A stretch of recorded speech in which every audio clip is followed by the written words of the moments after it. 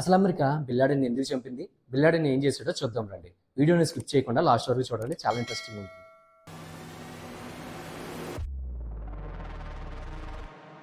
Osama బిల్లాడెన్ 1957 March 10న Saudi అరేబియాలో పుట్టాడు. ఇతను సౌదీ అరేబియాలో ఉన్న ఒక రిచెస్ట్ బిజినెస్ మ్యాన్ కొడుకు.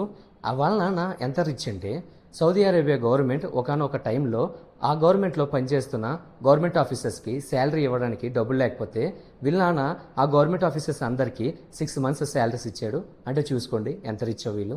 వీళ్ళ కుటుంబం రిచ్ మటుకే కాదు, వీళ్ళు నమ్మే ఇస్లామిక్ మతం అంటే వీళ్ళకి చాలా గౌరవం.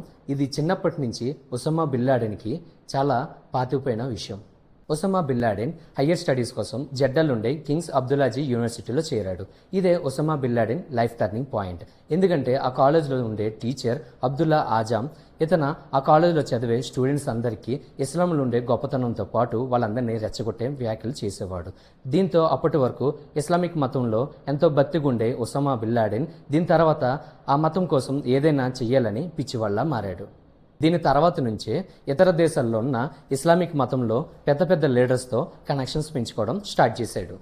ఇదే సమయంలో తన పక్క దేశమైన ఆఫ్ఘనిస్తాన్ని సోవియట్ యూనియన్ ఆక్రమించుకుందని విన్న ఒసామా బిల్లాడెన్ చాలా రగిలిపోయాడు.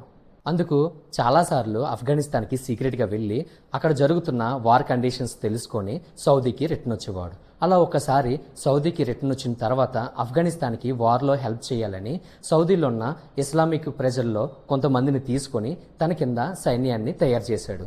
ఆ దాని పేరే అల్-ఖైదా.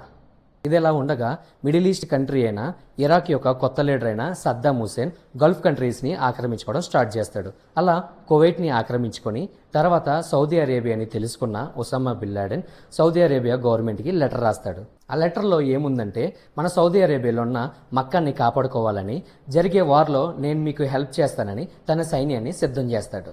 అది అలా ఉండగా సౌదీ అరేబియా గవర్నమెంట్ అమెరికాని హెల్ప్ అడుగుతుంది. ఇలా అమెరికాని హెల్ప్ అడగడం ఒసామా బిల్లాడెన్కి నచ్చలేదు.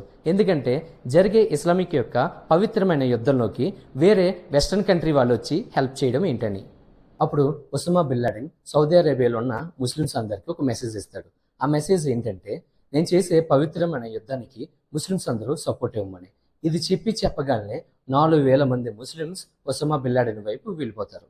అందుకు సౌదీ అరేబియా గవర్నమెంట్ ఒసామా బిల్లాడెన్ పై సీరియస్ అయ్యి 1994లో తన సిటిజన్షిప్ని బ్యాన్ చేస్తుంది. తన సిటిజన్షిప్ బ్యాన్ అవడానికి అమెరికానే మెయిన్ రీజన్ అని అప్పటి నుంచి అమెరికా పైన పగ పెంచుకుంటాడు. అలా అమెరికా పైన పగ పెంచుకున్న బిల్లాడెన్ పాకిస్తాన్ వెళ్ళి సెటిల్ అయ్యి 1998లో కెన్యా అండ్ తాంజానియాలో ఉన్న యుఎస్ ఎంబసీ పైన అటాక్ చేస్తాడు. 2000లో యెమెన్ కంట్రీ పైన అటాక్ చేస్తాడు. అలా 2001 సెప్టెంబర్ 11న యుఎస్ ఎయిర్లైన్స్ని హైజాక్ చేసి ట్విన్ టవర్స్ పైన అటాక్ చేస్తాడు. అప్పటి నుంచి అమెరికా ఒసామా బిల్లాడెన్ని వెతకడం స్టార్ట్ చేసింది. అలా వెతుకుతూ 2010లో పాకిస్తాన్లో ఉన్నాడని తెలిసింది. 2011లో పాకిస్తాన్ ఆర్మీ మిలిటరీ అకాడమీ పక్కన ఉన్నాడని కన్ఫర్మేషన్ రావడంతో అమెరికా 2011 మే 1న ఆపరేషన్ నెప్ట్యూన్ స్పేర్ స్టార్ట్ చేసింది. పాకిస్తాన్ కూడా తెలియకుండా ఒసామా బిల్లాడెన్ ఇంటి లోపలికి వెళ్లి అమెరికా ఫోర్సెస్ ఒసామా బిల్లాడెన్ని చంపేసి తన డెడ్ బాడీ పట్టుకొని ఆఫ్ఘనిస్తాన్కి వచ్చేశారు. ఆఫ్ఘనిస్తాన్ వచ్చిన తర్వాత తాము చంపింది బిల్లాడెన్ కాదని తెలుసుకోవడానికి బిల్లాడెన్ హైట్ 6.4 inches అయితే 6.2 inches ఉన్న ఒక సోల్జర్ని తన పక్కన పడుకోబెట్టి చెక్ చేశారు. తర్వాత DNA టెస్ట్ చేసి ఫుల్గా రిపోర్ట్ వచ్చిన తర్వాతే యుఎస్ ప్రెసిడెంట్ అయిన బరాక్ ఒబామాకి కన్ఫర్మేషన్ ఇచ్చారు. అమెరికా గవర్నమెంట్ ఒసామా బిల్లాడెన్ డెడ్ బాడీని సౌదీ అరేబియా గవర్నమెంట్కి ఇస్తానంటే సౌదీ గవర్నమెంట్ వద్దని చెప్పేశారు. అప్పుడు అమెరికా గవర్నమెంట్ ఆ డెడ్ బాడీని భూమి లోపల సమాధి చేస్తే అక్కడ ఉన్న ప్రజలు మళ్ళీ దానికి గుడి కడతారని అరేబియా సముద్రం లోపల దాన్ని సమాధి చేశారు.